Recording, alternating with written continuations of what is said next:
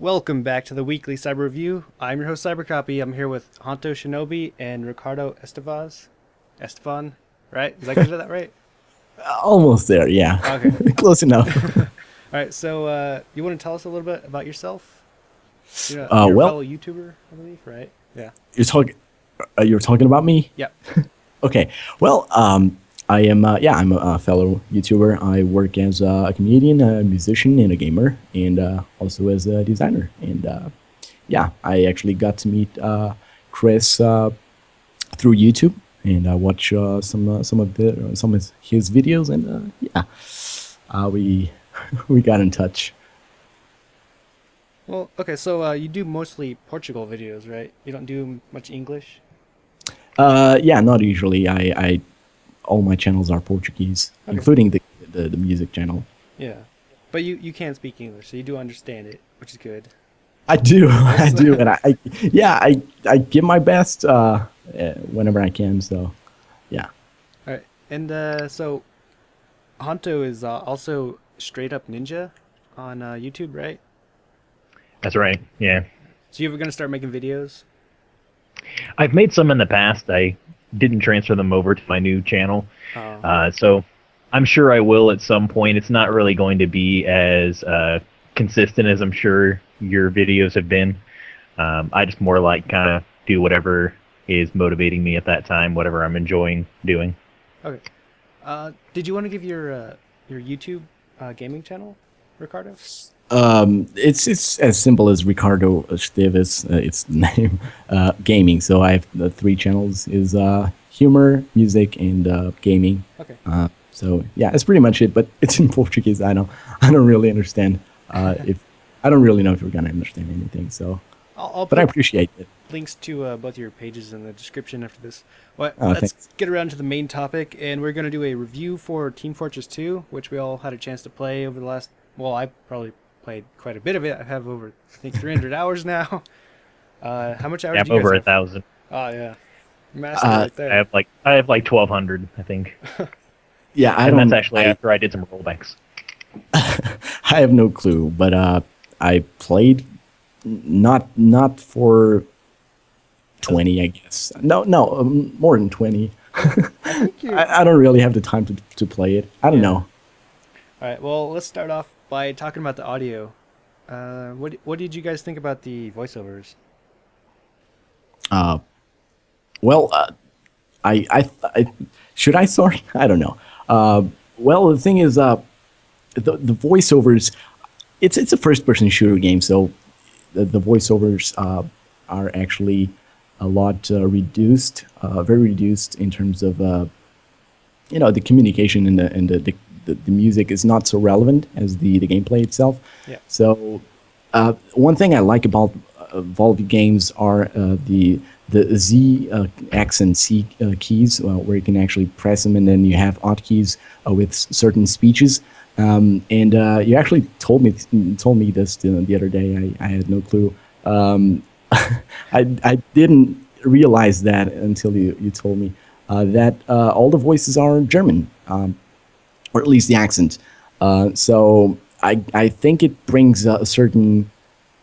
It's a funny aspect it brings a funny aspect to the game itself, because it's not something that you're used to listen to in all the video games.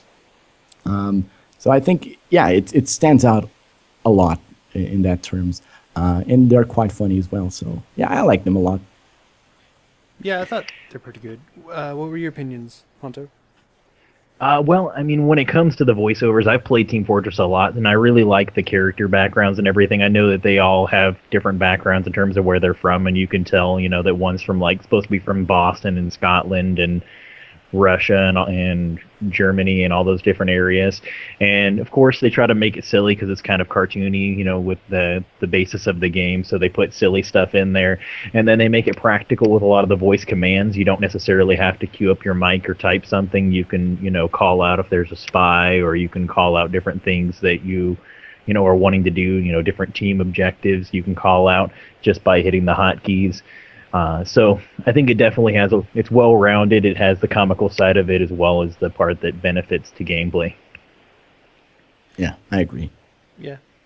The one thing I want to talk about is like the communication. Like you don't normally get that type of communication in free to play games where you have like you can actually use your microphone to talk, and then you have team chat, and then you have all chat, and then you can use, your character to say something. Yeah, that's a big plus. Yeah. The only downside I saw is when you get in those games and you got that really annoying person just queuing their mic and saying random stupid things to make other people mad. And like you can mute them, but some servers you can't mute on, so you just have to turn down the volume, Yeah, which is kind of annoying. it happens a lot. I never encountered a server you can't mute on. But yeah, I mean, it definitely, they give you a lot of different aspects that you can communicate with the commands and the voice chat and the typing. So it makes it to where if you don't necessarily have a mic, you'll still be able to communicate. And that's definitely cool. And you're right, there's definitely going to be annoying people on the microphone, especially with it being a free game. But I've never encountered a server that you can't mute people on. So that's kind of surprising. Yeah, it was only one server. I don't know why I couldn't mute him. It's probably a troll server. It could have been. All right. So did anybody have anything to say about the music? I know that's the best music in the world. Well, it's not an orchestra, so it's not. It's really far from those epic soundtracks. It's a cartoony game, so and it's a first-person shooter, so there's not a big thing to the music part related to music. Yeah. And you actually told me you don't actually listen to any music when you're playing. Yeah, I don't know if it's not bad, but I don't think it's that relevant in what comes to the gameplay of the game itself. I think the game sounds and the voiceovers are a lot more relevant in what comes to audio than the music or the soundtrack of the game.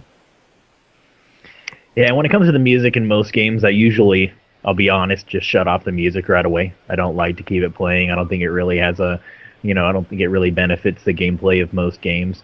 And I would say with this one, I mean, the music kind of fits it. It's got like some kind of like, secret agent-y type, weird stuff going on, at least in the background of the menu. I didn't notice very much music actually during gameplay or anything like that.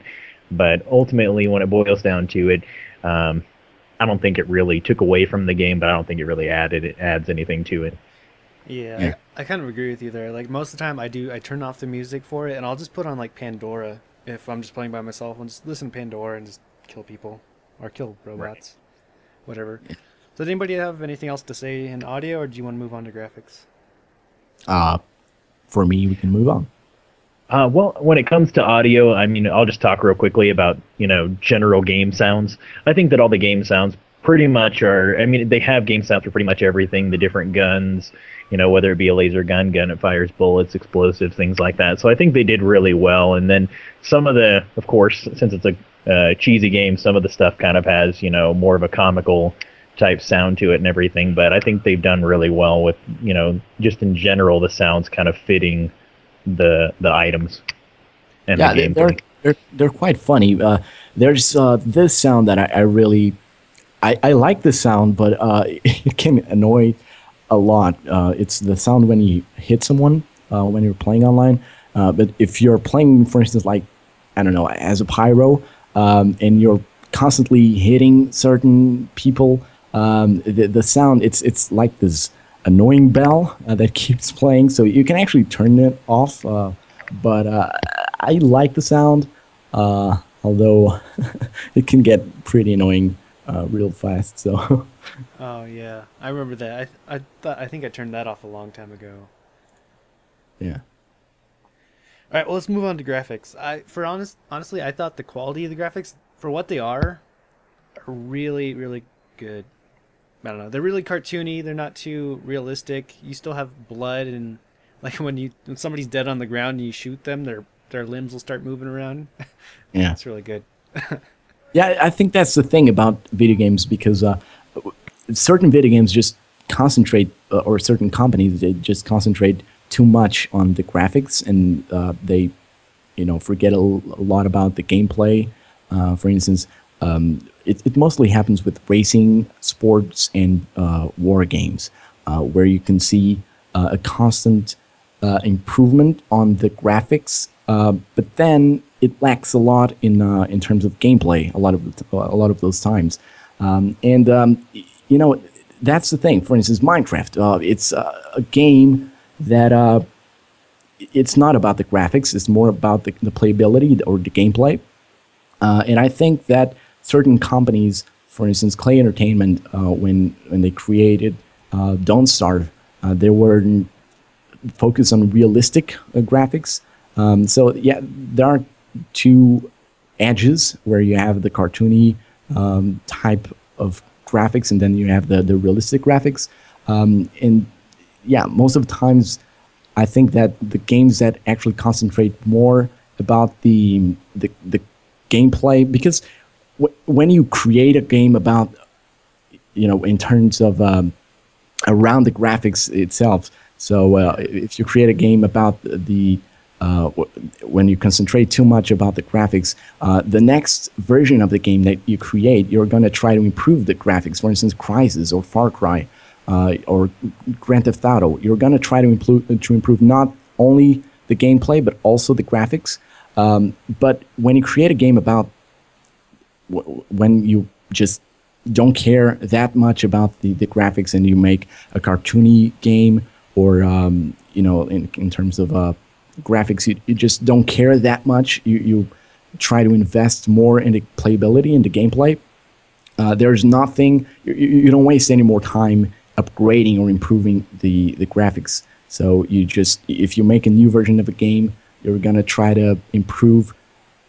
For instance, Minecraft, you can keep. I don't want to keep talking about Minecraft as if this was a Minecraft review, but it's a great example for what I'm trying to explain. So they just keep adding stuff to the game and not trying to improve the graphics that much. They actually leave that to the community.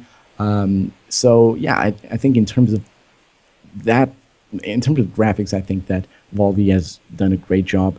And since this is a cartoony game, I think you enjoy more the playability rather than the graphics themselves. So, well, yeah, like when you blow somebody up, their body gets shredded. yeah, sort of like. When it comes to graphics, I've been playing this game for a long time, so I know a bunch of little things just from kind of what I've been reviewing and everything. And when it comes to Team Fortress, I know that it doesn't try to take itself too seriously in terms of its cartoony and everything, but if you actually look down at the details, when it first came out, it was actually pretty advanced for the Source engine.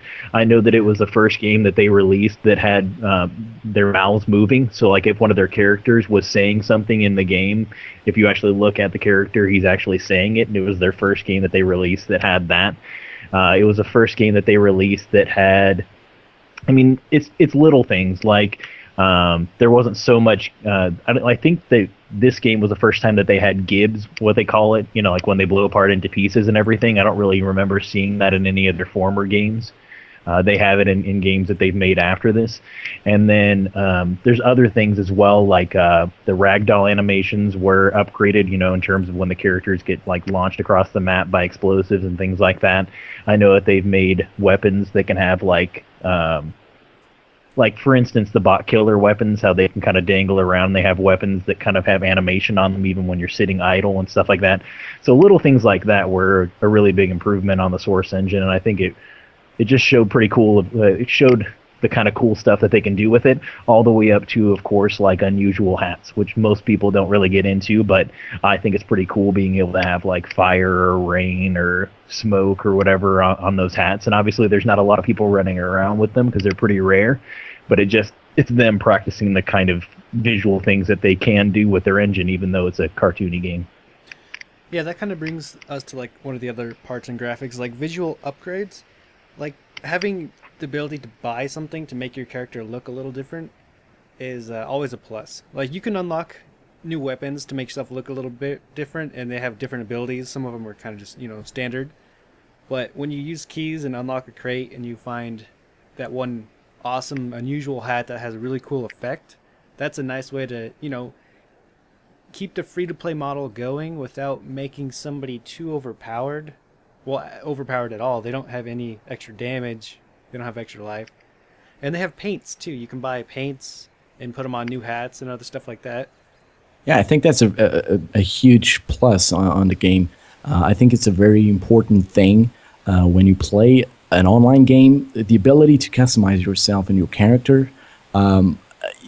Because in certain games, you just look exactly as everyone else, and you cannot upgrade or customize your appearance. But in certain games like Team Fortress 2, you can actually do a lot of upgrades, and you can look ridiculous. You can use Don't Starve items in Team Fortress, and the list of amount of stuff that you can just put on your characters is amazing, and it keeps adding on because the community keeps contributing with certain items.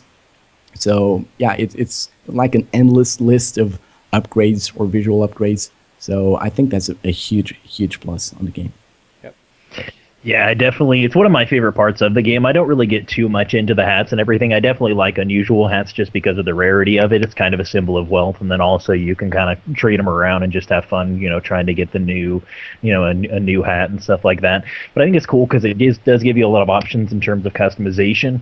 A lot of the weapons even have reskins, and then of course they added in strange weapons as well, so you have those achievements as part of your gun, and then they even went further with it and made strange parts to where you can put those onto your weapons so that it counts different kinds of kills and different achievements that you've gotten in the game and stuff like that. So they definitely made it multi-level and multi-tiered. And then, of course, they made that part of their marketing as well. So now when new games come out, they'll offer items that you can get in Team Fortress by pre-purchasing that game or purchasing that game. So it gives it a lot of appeal, gives it a lot more playability when it comes to that. And that's why it has one of the, in my opinion, one of the best economies in Steam because of all the different items that it offers. It kind of gives a lot of tradability there. Like, just there's people that will just sit on servers that are designed to just sit there and trade with people, and they'll be on there for hours, and that's all they're doing is just trading items back and forth. Yeah, there's much more than just the shooting. There's a whole background of community in the game rather than just going around circling from map to map, just shooting everyone. So yeah, once again, they didn't just concentrate on the shooting itself. There's a bunch of things you can do apart from that. So yeah, and one last thing I wanted to mention, though, is that also one thing that Valve has always done really well within their games is also releasing their stuff so that people can contribute themselves. I know that you mentioned like the Steam Workshop where they make the weapons and things like that. The majority of the weapons and hats that have been released were made by players. But then they also have the aspects of even creating maps. A vast majority of the maps that you're playing in were created by players as well. Yeah. It's not quite as much as other games as like Counter-Strike, for instance, because obviously that one has like, 100,000 maps that players have made. Exactly. But even then, it's kind of cool seeing, the kind of things that people will contribute to it and the different gameplay styles that come from it. And Valve released a filmmaker, a Source SDK filmmaker recently that allows you to create cinematics, including with, I don't know if it's just Team Fortress 2, but yeah, it's amazing because you don't have to actually work with Blender and Maya and Cinema 4D and all those complex programs. You can just use, it's a lot simpler, and you can just record yourself playing and then just make certain edits to your characters and to, you can actually make a storyline. And since this game doesn't actually have a big storyline, you can actually create your own animations, your own cinematics, and build your own background stories for each of those characters by yourself, Yeah, that kind of brings up the next topic of cinematic and videos, which, like, honestly, there isn't. I like the cinematics that they do have in there where meet the classes, but I don't like that they don't have it a lot. I feel like they need more. How about you guys? Well, I think that the cinematics they weren't focused on too much. I mean, when it comes to it, you're right. Yeah, they did have the different videos for meeting the different classes, and then they also had, I think they had a few videos that were introducing that new game mode they released, the Man versus Machine, Yeah. and so that had a cinematic itself. But they didn't focus too much on that. And one thing I really do like that he was mentioning is that they focused a lot on community participation. They've always had the Saxy Awards that they gave out, and that was just encouraging people to make videos from the game and submit that for people to vote on and everything. And that's something that they do every year as well. So most of the cinematics that you see from the game, the really popular ones, were actually made by players as well. Yeah, that's really nice for Valve to do that. I think they also get a portion of the profits from that stuff that you make in the Steamworks. Right, they do. So it's win-win. It's a win-win. Yeah. All right, so do you guys want to move on to gameplay, or is there anything else in the graphics you want to talk about? I think. Well, there's one thing I was going to mention since you mentioned the whole that they get profit from it. They also give them I'm not sure if you've ever seen them before, but they also give them a community item. So, like, if they design an item, then the person who designed it actually gets a copy of that item with a community sparkle effect on it. And most of the time, it's a one-of-a-kind. It's the only item out there, and they can trade it around if they want to, or they can just hang on to it, and that makes it, extremely valuable also. Yeah. All right, so I didn't want to talk about too much in the gameplay. That's a lot of stuff in there.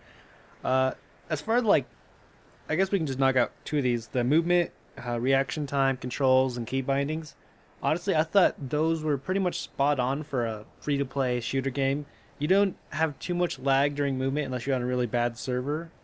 Reaction time is really good. You want to move that way, that's fine. Or you can rebind, I think, every key in that game, which is great. But the standard keys that you get are great too. You don't really have to rebind anything unless there's something specific you didn't like. I don't know. What do you guys think about those? Well, for instance, there's a game called All Points Bulletin, if I'm not mistaken, and I tried to play that game, and that game, I hated it because of the actual reaction time, because the controls were all messed up, and I don't know if you could change the controllers, but that would really mess up the whole gameplay. And as you said, you don't see the need to change the key bindings when you're playing this game, at least because, well, you have the regular WASD and the space bar, and so yeah, you don't really feel the need to change the key bindings. But if you want, you can completely remap everything. So yeah, it's a very versatile game in that area.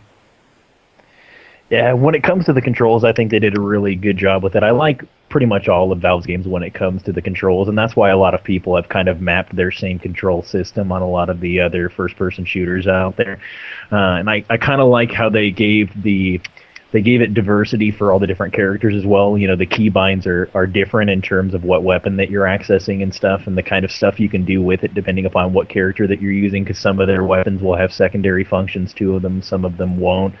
And then, of course, the characters are diverse in that sense anyways, where some of them move faster, some of them move slower, and that just enhances the gameplay as well because it gives more depth to the strategies of each one of the characters. So I think they did a really good job with that. And I have rebound it a little bit and kind of played with some of the stuff. And one thing that I really like about Valve games just in general is that they also give you the option to go right into the command console and change around things. You can change around, the way that your items are displayed. You can, all those kind of things can be adjusted. You can add in scripts that will, change the way your items are activated and things like that. I haven't done it a whole lot myself, but it gives you a lot of freedom even in that if you have the technical know-how to change the whole gameplay for yourself. Yeah, that's really good. The next thing was the team balance. Ricardo, didn't you say something about that? Like, you have some problems, like you'd be destroying on one team and then you get sent to the other. Did you want to start this one off then? Yeah, that kind of pisses me off because sometimes when I'm playing on, for instance, the red team, and my team, we're playing control points where you actually have to control to control points. That's the main objective of that game type. And for instance, we're winning and we're close to to win the game, and then a bunch of people, because sometimes when you're winning, the opposite team, a bunch of members just quit the game or the server because they're losing.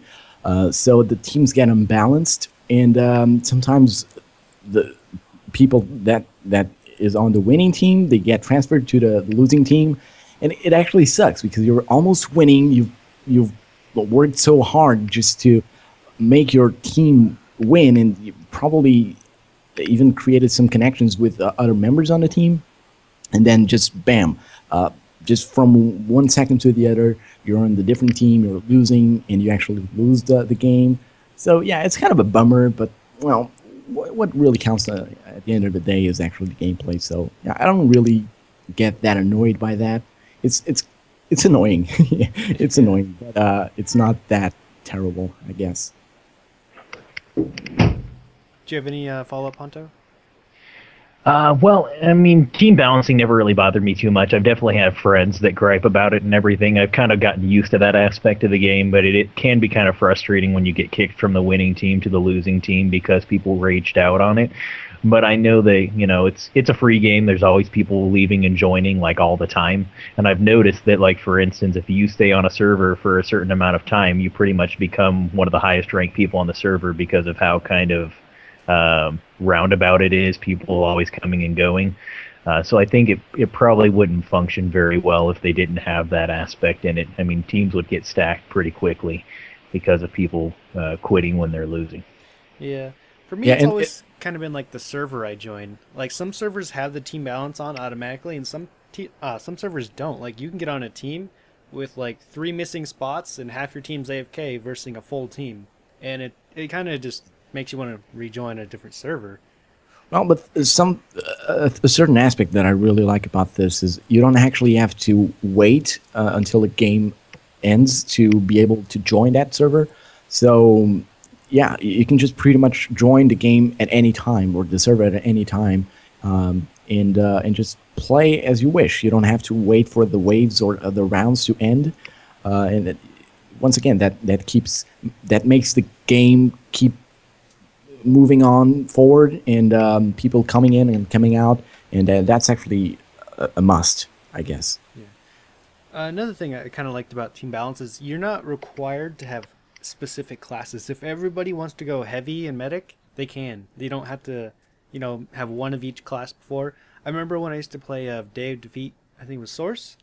If you wanted to be a sniper, there would have to be somebody who wasn't a sniper. You'd have like a maximum of 2 per team, or something like that.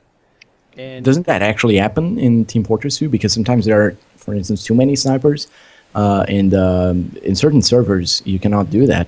For instance, I think the limit is sometimes it's 3 or 4 snipers, and you can just you have to pick a different class. You can just go and make all the team a sniper. I think that's actually a server setting. I know that some servers won't allow like engineers at all. They'll just lock that out, or they'll only allow 2 spies, or they'll only allow 2 snipers. So that's actually depending upon the server, because most of the servers that you're playing on are actually owned by people, and they set the rules on them. And that's why they can also add in different mods to that server in terms of stuff you can do and can't do. Yeah. So that's it. Okay. All right. Well, I'd talk about pay to win, but this game's it's not really pay to win at all. Everything you pay is pretty much visual upgrades. This is always a plus. It's not like World of Tanks where you have to go buy special ammo to do extra damage. So let's talk about accessibility and weapons, I guess. Sure, why not? All right, so accessibility, I thought that was probably the best. That's kind of where the servers come in. There's thousands and thousands of servers to choose from. You don't have to stick on one server. You can go on, the thing I do kind of hate though is like some of them don't allow free-to-play players to join. But I mean, I guess since they're paying for their own server, that's kind of their own choice.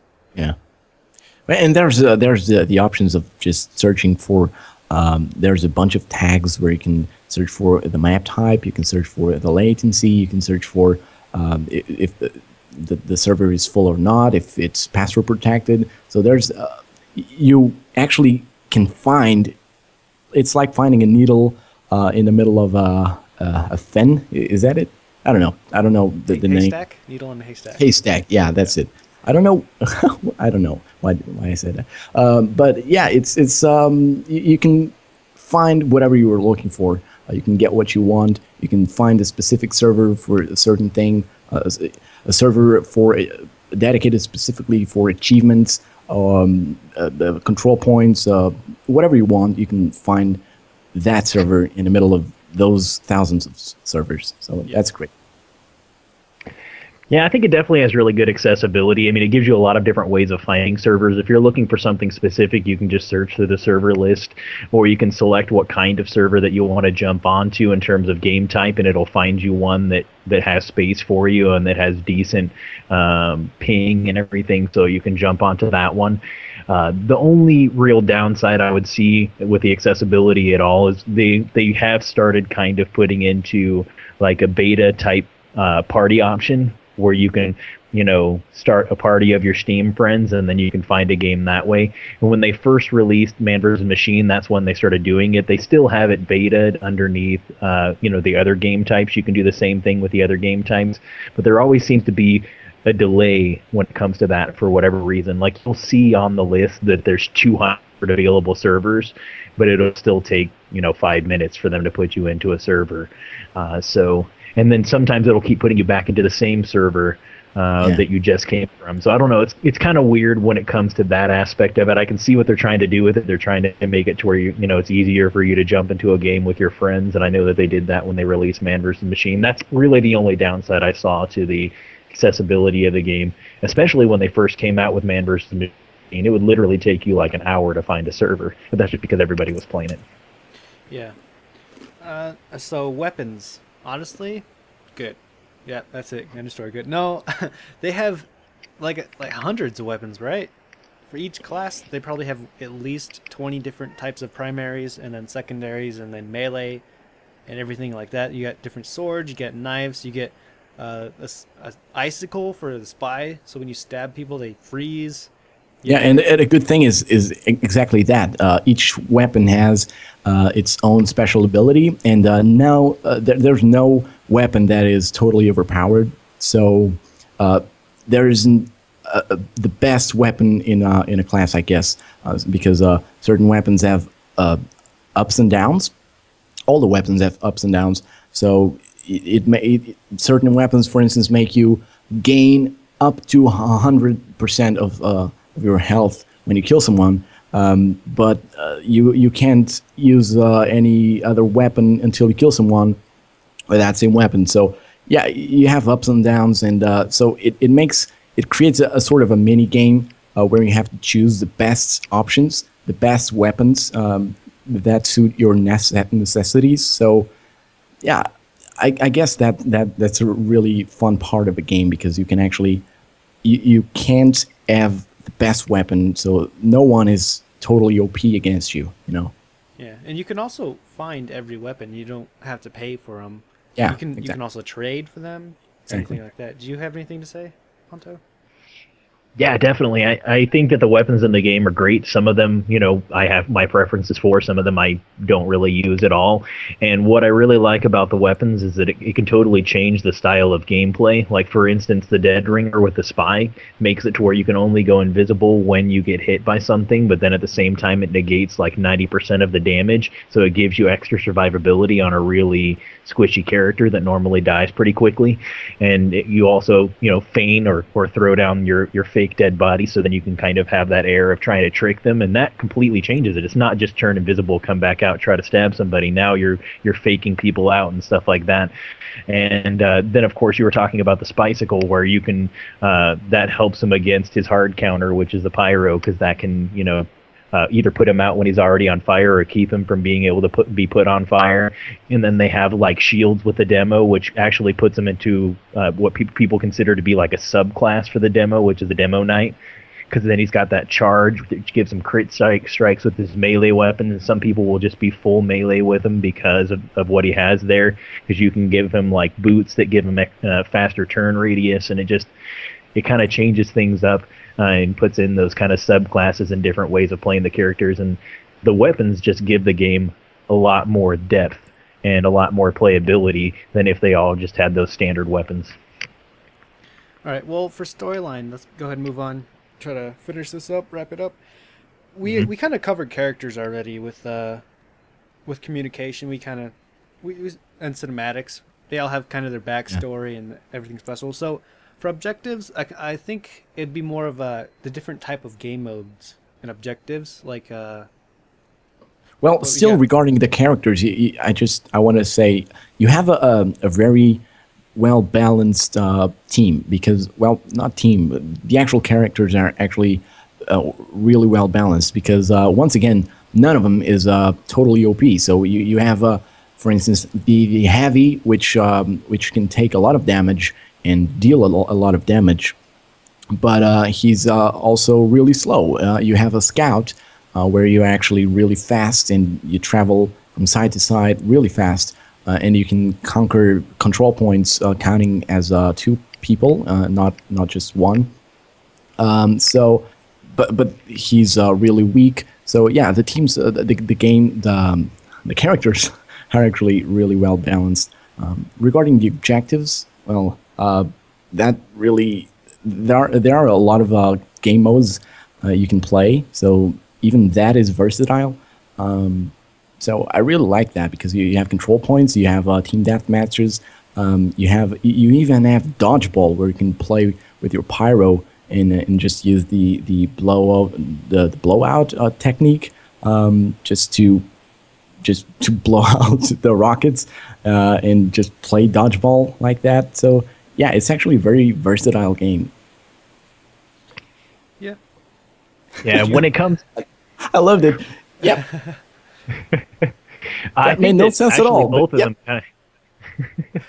both of them actually tie together pretty well in terms of the characters as well as the objectives, because the characters really change your strategies for the different kinds of game modes. Like, everyone knows that when you're going to play capture the flag, you always have to have a couple of engineers to protect your flag. You have to have your scouts that can, run extra fast to get in there and get out pretty fast. You'll have your medics for the sustain of your characters. So it just kind of puts a whole lot more depth into different strategies of each different game mode, all the way to like man versus machine, where people know that the scout has the ability to absorb, suck in the money, like an AoE effect of bringing in the money, and it also gives them health back. The pyros have their role of pushing the bomb back, or putting it into trenches, or even putting it into holes and resetting it. The demos have their ability to take out medics and things like that pretty well. So everyone has their own roles, and then there's even more depth to it when you talk about the weapon upgrades. Then it gives them a whole different thing that they can be used for in the different game modes. So I think that they did really well with that, and the game just keeps getting better when it comes to that aspect of it as well, when they just keep releasing more content and more ways to play these different classes. Yeah, and another thing I wanted to touch on the objective is like, you have the narrative voice also. Like, the red team's reached halfway, they're almost there, they're about to deliver the bomb, or they're controlling this capture point over here, or, stop the stop the robots, they're almost at the halfway point, or something like that. What was the line? We were playing the other day, and there was this crazy woman. What was the line? The server was all bugged. We were playing man versus machine. Yeah. And we were making fun of her. What was it? Yeah, it kept doing the alarm because she kept saying the bomb. Yeah, they're about to deploy the bomb. If they deploy the bomb, all is lost. That was the line. And the wave was already over. So I kind of like how they had that, because it kind of lets everybody know that's the current objective. They don't have to run around wondering what to do next. Where do I go? They have a voice telling them what needs to be done. Yeah, where it needs to be done. And a funny voice too. Yeah. So I think that'll wrap it up. Did anybody have anything else to talk about throughout the whole Team Fortress 2? I guess not. I could talk about this game all day. I've been playing it for years, and it's never gotten old to me. I mean, I play it. I used to almost play it every day. Now I at least play it a couple times a week. So yeah. All right. Yeah, it's a game you never get tired of the game. Well, if you play a bunch of hours after hours and hours and hours of gameplay, you may get hired eventually, but if you just come back a week later, you're still gonna find the game as entertaining as it was 2 months or when you started playing the game. So it's an endless. It's an endless. What's the term? Possibilities? No. Oh man, it's Entertainment? never mind. Okay. Never mind. Well, before we give our final scores, I do want to touch on one more thing. Like, it's not really covered in the review. It's kind of like above and beyond, but like the community behind this game and the fact that you can trade for actual real money and currency is another real big plus on the forums or on Outpost. You have 2 Outposts. You can trade your items for keys, and then you could find somebody who wants to buy those keys and will give you PayPal money, or they'll buy you a Steam game. So you farm up a really cool item and you sell it, and then you can go buy a Steam game, and it's pretty much for free. You just played a game, and now you have another game for free. I think that's kind of like something above and beyond that Team Fortress does, is allowing people to trade. Yeah. Definitely, yeah, they did a good job with that, and that's why I say that, at least in my opinion, it's the most, the best the best community in terms of like the I can't even think of the word of it right now. I said it earlier, but basically in terms of like their currency and all of that. Economy? The economy. Yeah, it has the best economy on Steam. I mean, the only thing that's even starting to rival it now is Dota 2 because of how popular that it's getting. But it still just has so much depth in terms of like being able to trade items for games, and things like that. Yeah, I think even some of like the most expensive unusual, like if you take that chance and gamble away a key and you find a really rare unusual, people are paying, hundreds to thousands of dollars for some of the really rare unusuals. I thought that's a really cool thing to have in a game, is the ability to make money off a free-to-play game. Yeah, definitely. The only thing is that, of course, you can only trade if you have a premium account. You have to pay at least $5, or you have to, somebody has to give you a premium upgrade item. Which technically, I mean, if you have somebody else that buys that for you that has an account, they can trade that to you, and then that's a free upgrade for you. Yeah. I think, I'm not sure if you actually had to spend $5 for premium. I think $5 is because that's like the minimum you can put on your Steam wallet. But I think you only need to spend like a penny or something in the store to become... Yeah, you just have to buy one item. Yeah. Yeah. All right, well, let's go ahead and give our scores out. Let's see. By the way, don't waste any money on the keys. It's not worth it. It's not worth it. Because you're going to open the crate, and you just when you realize it, you just spend $2, or I don't know how much it costs, but you just spend $2 on a key, and you get a crappy item out of it. So don't waste any. It's another way to support the game you like, though. So I mean, it's not like that. You can. I mean, I could see that's true. Maybe spending it on paint to make yourself a little bit more unique. Or in certain items where you know what you're paying for. Well, I wouldn't buy any of the items. I think those are kind of overpriced. I think it's like $50 for like 20 items, when you can just find those just by playing the game. Yeah. Yeah, you don't want to buy the weapons or anything like that, but actually I traded RuneScape gold early on in the game for some really high key items, and then I traded those items for keys, and I did open up crates, and I found I'm one of the only people that I know that plays the game that actually uncrated an unusual. I uncrated an unusual trophy belt, the effect of Blizzardy Storm, and that was pretty exciting. Yeah. All right, well, now let's actually get to the final scores. So I'll start it out. I scored the game with everything. I think my lowest point was probably, I was kind of disappointed that there's not as many Valve-made cinematics as there is community. And I think the music was the other really big point I did not like. But I gave the score a 92 out of 100, which is pretty good for a free-to-play game, I would assume. Yeah. Yeah, I also gave the game a 90. The big turndown was actually the fact that the game doesn't the Valve team didn't invest more on the cinematics as well. So I guess that was a big turndown, because there could be a big storyline around the characters and there could be a lot more into the actual storyline of the game. So that was a big letdown. But still, it's an amazing game, I guess. Yeah. It's a must-have. Yeah, my score was actually pretty good as well. I mean, pretty similar to you guys. I marked it down a little bit for the cinematics because they're not actually in game as far as I could see, and there's just introducing the characters for the most part, just kind of hype videos. The music, there wasn't a lot of depth to that, so I didn't put a whole lot into that. And then there's just a couple other things where, like for instance, the accessibility, just because of the party system that they came up not really working that smoothly.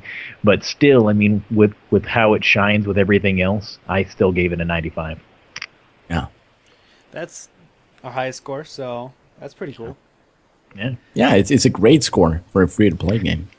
All right, and if any of you watching this want to do your own review, I'll have a Google document link in the description below. Let us know what you think, and put your score in the comments below. Maybe, if you participate enough, maybe you can become a guest for an episode. I believe next week we are probably going to do PlanetSide 2 or League of Legends. I'm not sure yet. It'll be another free-to-play game. Maybe Smite. Yeah, it could be Smite too. I'll let you guys know. Pay attention to probably one of my videos. It'll be in there. I'll try to let everybody know beforehand. And yeah, it's been a pleasure having you guys here. Is there anything else you wanted to add? No, I just wanted to thank the invitation, and I wanted to apologize for my terrible English sometimes when I tried to express myself, and it was just I'm sorry. You probably got the best English here, let's be honest. I don't really think so. All right. Well, thanks again for inviting me to come and review the game with you, and I had a lot of fun. And definitely, as always, whoever's watching the video, definitely make sure that you let us know what you think of it. Use Cybercopy's review system, because that's really what it's all about, is getting as many opinions as possible on these games. Yeah. Because every opinion counts. Yeah, it's more of I want it to be a community-driven thing, something where everybody's involved. It's not just taking one person's opinion and that's the final word. Everybody should have an opinion. Yeah. All right. Well, I think that's probably it. You guys all finished? Maybe someday we'll see Chris at IGN or yeah. something like that. Totally.